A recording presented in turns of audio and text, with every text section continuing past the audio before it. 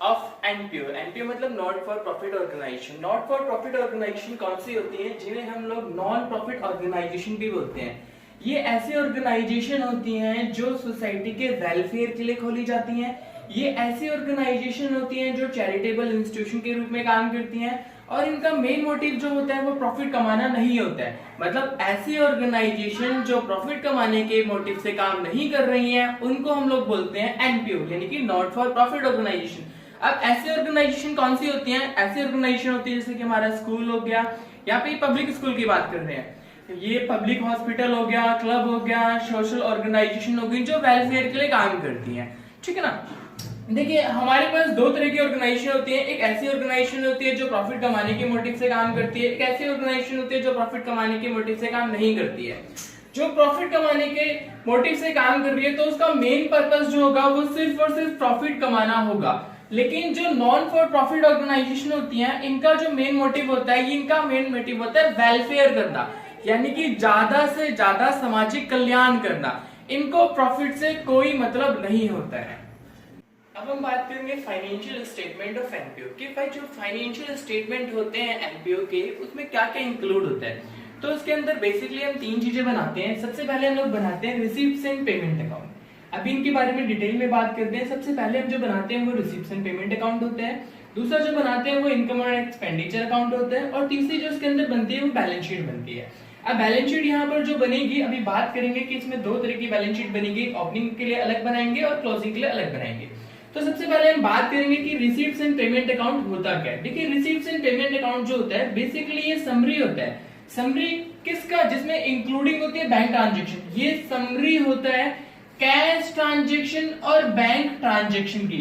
अब यहाँ पे ट्रांजैक्शन रिसीप्ट्स में भी हो सकती है, पेमेंट्स में भी हो सकती है। मतलब अगर हम किसी से कैश ले रहे हैं या कैश दे रहे हैं तो इसे कैश ट्रांजैक्शन बोलेंगे।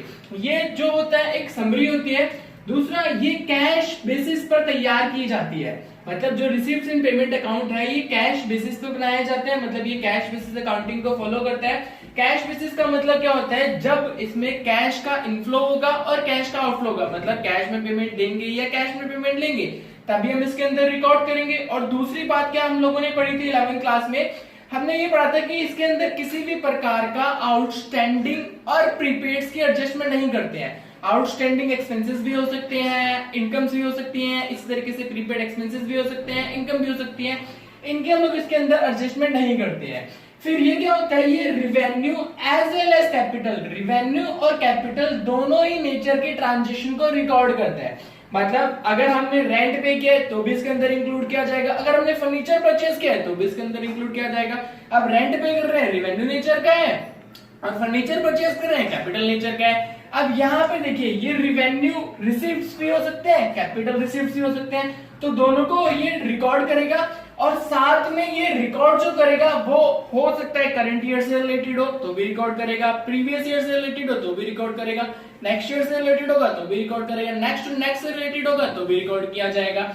अब इसके साथ क्या होता है कि भाई ये एक रियल अकाउंट होता है। रियल अकाउंट भी हम लोगों ने 11वीं क्लास में इसका रूल पढ़ा था कि व्हाट कम्स इन, क्या आ रहा है उसको डेबिट करना है, क्या जा रहा है उसको क्रेडिट करना है। मतलब इसका जो फॉर्मेट बनेगा वो इस तरीके से बनेगा, what comes in, what comes in मतलब जो आ रहा है, और what goes out, what goes out जो जा रहा है वो यहां पर आएगा। मतलब जो आने वाली ट्रांजैक्शन होगी उनको डेबिट किया जाएगा और जो जाने वाली ट्रांजैक्शन होगी उन्हें क्रेडिट किया जाएगा।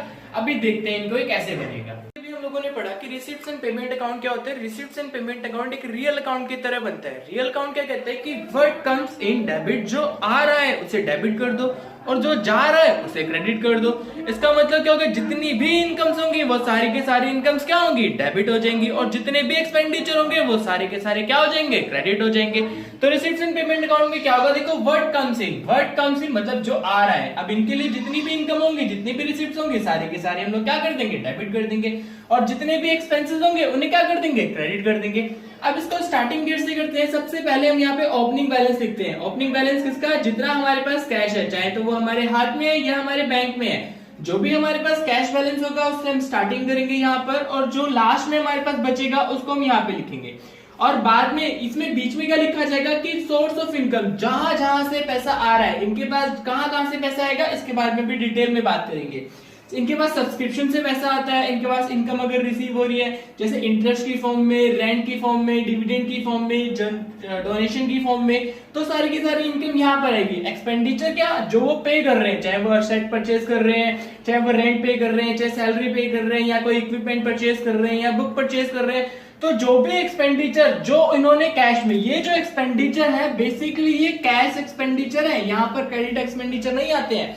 क्योंकि अभी अभी हम लोगों ने पढ़ा था कि भाई ये वो अकाउंट होता है जो कैश बेसिस पर बनाया जाता है। कैश बेसिस का मतलब केवल वही ट्रांजैक्शन रिकॉर्ड होंगी जो कैश जिसमें अफेक्ट हो रहा है। बात करेंगे इनकम एंड एक्सपेंडिचर अकाउंट की। सबसे पहले देखो हम लोगों ने बात की थी कि भाई रिसीप्ट्स एंड पेमेंट अकाउंट क्या होता है। अब हम बात करेंगे कि भाई इनकम एंड एक्सपेंडिचर अकाउंट क्या होता है। देखिए इनकम एंड एक्सपेंडिचर अकाउंट क्या होता है, ये एक नॉमिनल अकाउंट होता है। नॉमिनल अकाउंट हम लोगों ने 11वीं क्लास में पढ़ा था, जिसका रूल हम लोगों ने क्या पढ़ा था कि जितने भी लॉसेस होते हैं, एक्सपेंसेस होते हैं, उनको हमें डेबिट करना होता है, जितनी भी इनकम्स होती है और गेन्स होते हैं उन्हें क्रेडिट करना होता है। इसका मतलब ये जो इनकम एंड एक्सपेंडिचर अकाउंट है वो इस नॉमिनल अकाउंट के बिहाफ पर ही बनेगा। अभी हम देखेंगे कि इसको कैसे बनाना है।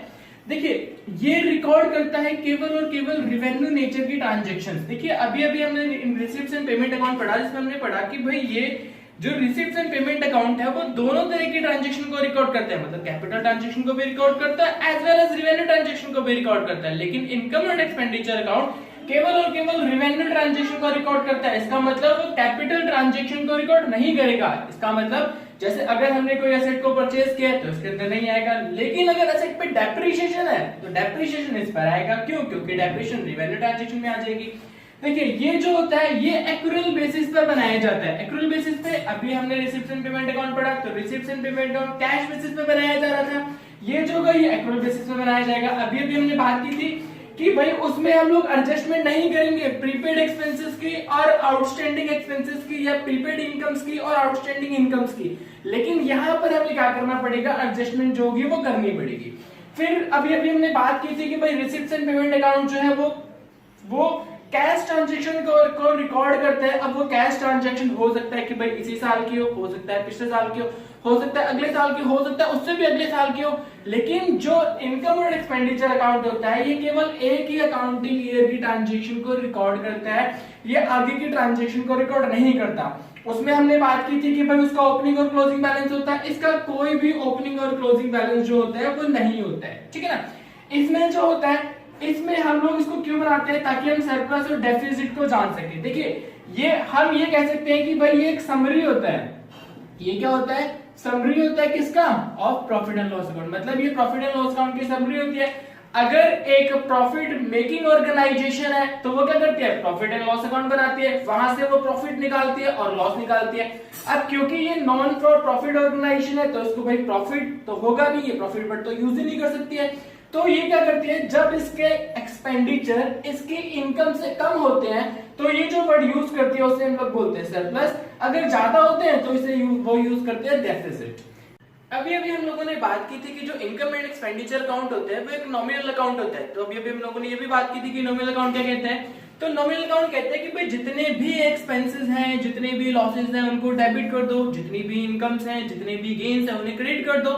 तो ये जो इनकम एंड एक्सपेंडिचर अकाउंट है वो इसी फॉर्मेट पे बनेगा। देखिए जितनी भी हमारे इनकम है, जितने भी हमारे एक्सपेंडिचर है, लॉसेज हैं, वो हमारे एक्सपेंडिचर साइड में आएंगे और उनको हम लोग, और ध्यान रखना है क्या कि केवल और केवल रेवेन्यू एक्सपेंडिचर ही आएंगे, रेवेन्यू एक्सपेंडिचर ही आएंगे और नहीं कैपिटल एक्सपेंडिचर इसके अंदर इंक्लूड नहीं कर देंगे। जैसे कि सैलरी आएगी, इसके अंदर डेप्रिसिएशन आएगा, रिपेयर आएगा, loss on sale of asset. देखिए यहाँ पर लॉस है ना कि परचेज और सेल की बात कर रहे हैं, लॉस की बात कर रहे हैं कि भाई एसेट पे कितना लॉस हुआ है या इन्वेस्टमेंट पे कितना लॉस हुआ है। फिर जो यहाँ पर एंड प्रोडक्ट निकल कर आएगा वो निकल कर आएगा सरप्लस। सरप्लस हमारा बैलेंसिंग फिगर आएगा। अगर ये वाली साइड ज्यादा है ये वाली साइड कम है तो बैलेंसिंग फिगर जो निकल कर आएगा सरप्लस होगा, जिसे हम प्रॉफिट भी बोलते हैं।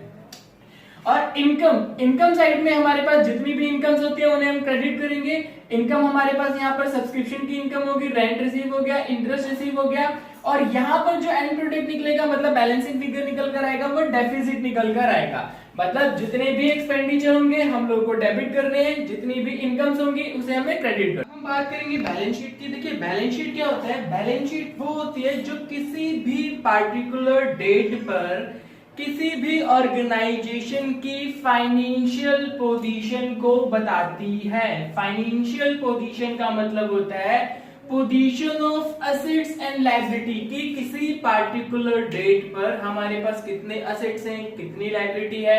और जो एनपीओ है उसका जो बैलेंस शीट मतलब कि उसकी जो बैलेंस शीट बनेगी वो बिल्कुल वैसे ही बनेगी जैसे कि प्रॉफिट मेकिंग कंपनियां बनाती हैं। देखिए यहाँ पर हम लोग लायबिलिटीज लिखते हैं और यहाँ पर एसेट लिखते हैं, हमारा फॉर्मेट वही रहेगा, बस इसके अंदर सब्सक्रिप्शन का ट्रीटमेंट किया जाएगा। अभी हम जब जैसे जैसे आगे पढ़ेंगे वैसे वैसे हम बैलेंस शीट को फुल फ्लैश तरीके से पढ़ेंगे, ठीक है ना।